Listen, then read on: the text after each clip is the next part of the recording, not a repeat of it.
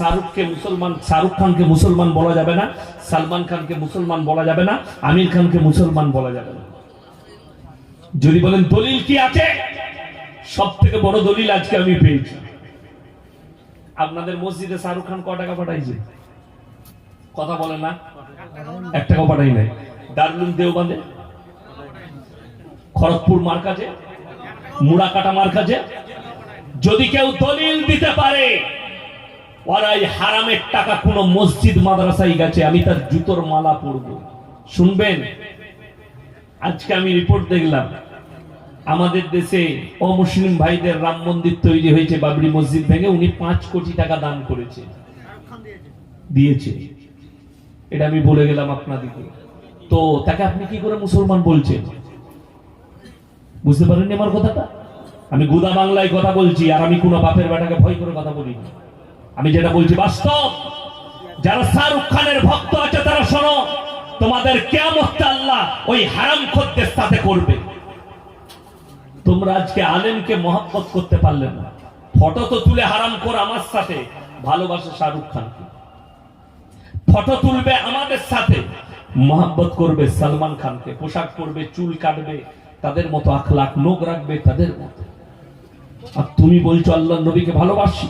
আমার মায়েরা এরা নেল পালিশ লাগায়, শুয়োরের মতো নোক রাখে, আর্টিস্টদের মতো চুল কাটে, ওই নাচনা বালির মতো ফিল্মে। আর এরা বলে মা আয়েশাকে ভালোবাসে, মা খাদিজাকে ভালোবাসে। ওই রকম নারীদের মুখে জুতো মারা হবে কিয়ামতের দিন, এরা জাহান্নাম ছাড়া কিছু পাবে। আপনি মনে করেছেন বদ্দিনের উপরে টিকে থাকলে জান্নাত পেয়ে যাবেন? এই মৌলবীরা জান্নাতে দিবে?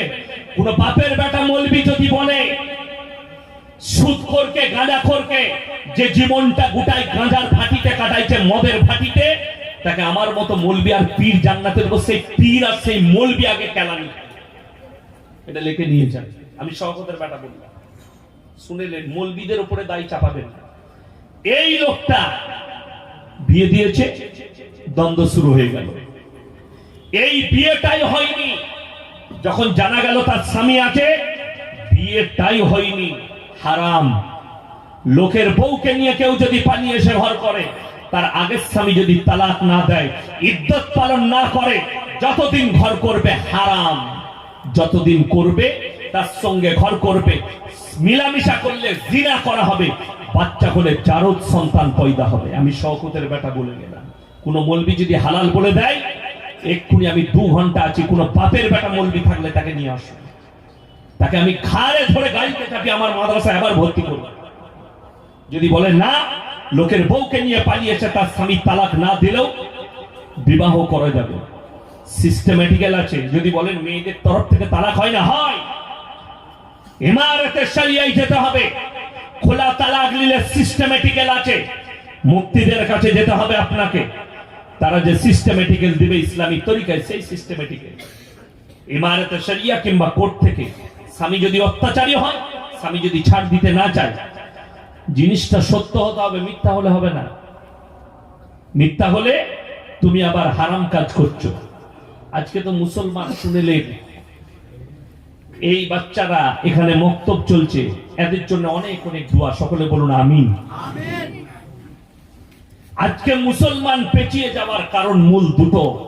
এক হচ্ছে না এদের কাছে দ্বীনি শিক্ষা আছে, না দুনিয়াবি শিক্ষা আছে। দুটোর মধ্যে একটাও নেই। দুনিয়াবি এডুকেশন নেই, শিক্ষা নেই, যার কারণে এই দুর্ঘটনা ঘটছে। বড় কষ্ট লাগে। আপনারা বিচলিত হচ্ছেন। একটা মেয়ে দেখছি ফটো দিয়েছে, ভিডিও ছেড়েছে ফেসবুকে, মুসলমানরা দেখছে। আজকে বলে দিই, যদি কেউ বলে থাকে ভারতের আজকে সবাই খুশি, আল্লাহর কসম করে বলছে আমি ইয়াসিন খুশি নয়, আজকে আমাদের বুকের উপরে পাথর চেপে গেছে। যদি কেউ বলে, কোন मीडियावाला सुन लो कि हिंदुस्तान के सारे लोगों के लिए आज खुशी के दिन है, तो मैं कह रहा हूं सारे मुसलमान के लिए आज के दिन गम का दिन है। আমাদের জন্য দুঃখের। আমরা আমাদের সন্তানকে বলে যাব, আমাদের সন্তান যারা থাকবে, দেখো আমি আমার মেয়েকে বলে যাব, আপনারা আপনাদের সন্তানকে জানিয়ে যাবেন আমাদের তৈরি বাবরি মসজিদ ভেঙে তার উপরে রাম মন্দির তৈরি করা হয়েছে। এটাই আমাদের বুকের ব্যথা। বোম্বের একটা মেয়ে, যদিও তার নাম লোব না, আমার মুখটা না পাক হয়ে যাবে, ফরজ গোসল করতে হবে, সে নিজেকে বলছে मैं मुसलमान हूं लेकिन मैं तो पैदल आ रही हूं। कहां से? मुंबई से, महाराष्ट्र से पैदल आई हूं। तुम्हारे मुंह में पेशाब कर दिया, तुमको वहां पर घुसने नहीं दिया। কথাটা বলুন ঠিক কি না?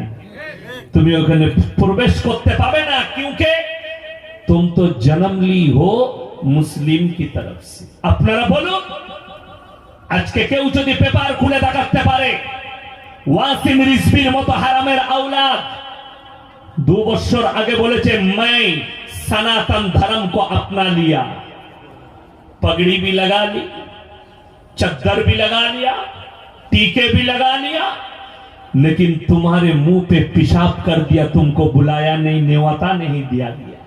जो बोलूं सुभान अल्लाह। আল্লাহর কৃপা শুনেলেন। আজকের দিন যেমন দুঃখ, আজকের দিনে একটা খুশি, সবাই জোরে একবার বলুন সুবহানাল্লাহ। সেই খুশিটা হচ্ছে বাবরি মসজিদের উপরে যে লোকটা প্রথম হামলা চালিয়েছিল বলবীর সিং, সেই লোকটাকে আল্লাহ ইসলামের জন্য কবুল করেছিল। জোরে বলুন সুবহানাল্লাহ। সেই লোকটা মারা গেছে, আল্লাহ তাকে জান্নাতি করুক, বলুন আমিন। হ্যাঁ, সেই লোক মারা গেছে, সে নিয়ত করেছিল, হে আল্লাহ, আমার হাতের দ্বারা এত বড় পাপ হয়েছে, আমি ইসলাম কবুল করেছি, আজকে তুমি আমাকে তৌফিক দাও, আমি যেন মৃত্যুর আগে পর্যন্ত 100টা মসজিদ নিজের হাতে তৈরি করে মারা যায়। সে কমপক্ষে 70-80টা মসজিদ তৈরি করেছে নিজের হাতের দ্বারা, তারপরে মারা গেছে। আল্লাহ যেন তার সব গুনাহকে মাফ করে দেয়। জোরে বলুন আমিন। এতগুলো ভিড়ের মধ্যে একটা লোককে আল্লাহ ইসলামের জন্য কবুল করেছে, এটাই ইসলামের কামিয়াবি। জোরে বলুন সুবহানাল্লাহ। এটাই ইসলামের জন্য খুশি।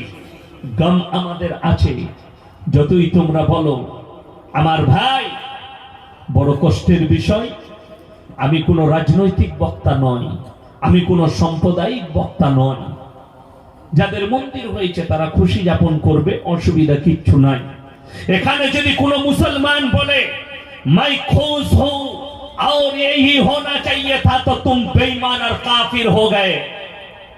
ये मेरा फतवा है। अगर किसी मौलवी ने इस फतवा को काट दिया तो समझ लो वो मौलवी भी ईमान से खारिज हो। এই কথাটা যদি কোনো মৌলবি বলে ভুল বলেছে, তার ঈমানটাও ধ্বংস হয়ে যাবে। কেন? কোরআনে আছে লা ইলাহা ইল্লাল্লাহ ওয়া লা ইলাহা ইল্লা। তোমরা দুটো নৌকায় পা দিবে না, একটা নৌকায়। শুধুমাত্র আমাদের বিশ্বাস একজনের উপরে। সকলে জোরে বলুন কার উপরে? আল্লাহ। আরো জোরে বলুন কার উপরে? আল্লাহ। সকলে জোরে বলুন নারায়ে তাকবীর।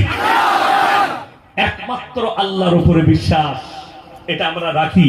তবে আমার একটা দোয়া, কি বললেন, দুঃখ এক জায়গায় হয়েছে আজকের দিনে, কিন্তু আল্লাহর উপরে বিশ্বাস রেখে বলছি, যেদিনে আমার আল্লাহ চাইবে, अगर मेरे अल्लाह ने चाहा तो बाबर हम तेरे मस्जिद में फिर से आजाद देंगे। जोरे बोलूं इंशाअल्लाह। बाबर हम तेरे मस्जिद में फिर से आजाद देंगे अगर हमारा अल्लाह राजी रहा तो। এখন মুসলমানদের ছেলেদের জন্য একটা ডোজ দি। ফেসবুকে, ইউটিউবে, ফেসবুকে এরা হারামখোররা পোস্ট করছে, আমাদের বাবরি চলে গেছে, আমাদের মসজিদ চলে গেছে। তুই বাবরি মসজিদের জন্য কাঁদছিস, ওরে হারামখোর, তোর ঘরের মসজিদ তোর জন্য কাঁদছে, তুই জীবনে নামাজ পড়তে যাস না। এটা কত দুঃখের।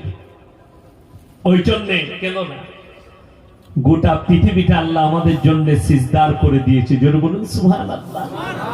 আমাদের যদি মসজিদ না থাকে, বাড়ির ভেতরে নামাজ হবে না? হবে না? কথা বলেন হবে। আমরা পড়তে পারি না? পারি না? পারি। ভারতের যতগুলো মসজিদ আছে, একজন আমার জলসার নিচে এক অমুসলিম ভাই, সনাতনী ভাই কমেন্ট করেছে, अभी तो बबरी मस्जिद तोड़ा हूं और बहुत सारे बाकी है। हमने बोला भाई सारे के सारे मस्जिद तोड़ दो हिंदुस्तान के, लेकिन अल्लाह की कसम मुसलमान के दिल और दिमाग से अल्लाह और अल्लाह के रसूल का मोहब्बत को नहीं मिटा सकते। जोरे बोलুন সুবহানাল্লাহ। আমাদের সব মসজিদ ভেঙে যাবে, দিল আর দিমাগ থেকে আল্লাহ আর আল্লাহ রসুলের মোহব্বত মিটাতে কেউ পারবে না। বড় কষ্টের বিষয় জানেন, যে ছেলেটা মূর্তি তৈরি করেছে তার বাড়ি হচ্ছে 24 পরগনায়, কলকাতায়। কাদের ছেলে? মুসলিমদের ছেলে। এরপরে বলে দিই, এই ছেলেটা কি মুমিন রইল? তিনটে কাজ ইব্রাহিম নবীর বাপের ছিল। কটা বললাম? তিনটে। মূর্তি তৈরি করা, মূর্তির উপাসনা করা, মূর্তি বিক্রি করা। যার কারণে কোরআনে আছে ইব্রাহিম নবী কিয়ামতের দিনে নবী হয়ে পয়গম্বর হয়ে বাপের জন্য কাঁদবেন, আল্লাহ আমার আব্বার জন্য আপনার কাছে একটু আবেদন করতে চাই। আল্লাহ বলবেন তোমার জন্য কোনো রাস্তা নাই, নিষেধ করে দিবেন। তাহলে তুমি কি করে বললে যে তুমি মূর্তি তৈরি করে মুসলিম হয়ে তুমি মনে করছো মুসলমান আছো না, তুমি জান্নাত পাবে? জান্নাতের খুশবু পর্যন্ত পাবে না ইস্তেগফার না করা পর্যন্ত। ইস্তেগফার করতে হবে। ওই জন্যে মুর্শিদাবাদের একটা কেরলে থাকে ছেলে ফোন করেছিল, হুজুর একটা অমুসলিম ভাইদের বাড়িতে কাজ করছি, আমাকে তারা বলছে একটা ঠাকুরের ছবি এঁকে দিতে সিমেন্টের দ্বারা, আমার কি করা যাবে? আমি বললাম হারাম, ইসলামী শরীয়তে চলবে না। আমি এটা কোন ধর্মের বিরুদ্ধে, আমি কোন দেবদেবীকে গালি দিলাম এখনো পর্যন্ত? দিইনি, দেওয়াও যাবে না। নবীজি নিষেধ করেছেন কারোর ধর্মকে গালি দিও না, কারোর দেবদেবীকে গালি দিও না, সে তোমার আল্লাহকে গালি দিয়ে বসবে। আমি খালি এটা বোঝাতে চাইছি আপনাদিকে যে মুসলমান দুটো কারণে পিছিয়ে।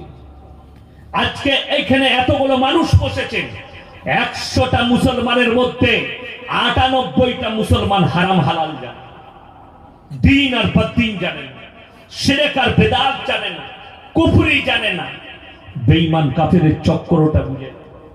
তা না হলে মুসলমান ছেলে কখনো 25শে ডিসেম্বর পালন করে? তা না হলে মুসলমান কখনো 1লা জানুয়ারি পালন করে, ফিস্ট করে? ইহুদি নাসারাদের কালচার। তা না হলে মুসলমান কখনো 1লা এপ্রিল পালন করে? আরবি মাসের প্রথম নাম কি? প্রথম মাসের নাম মুহররম। আমরা মৌলবীরা হুজুররা কোনদিন বলেছে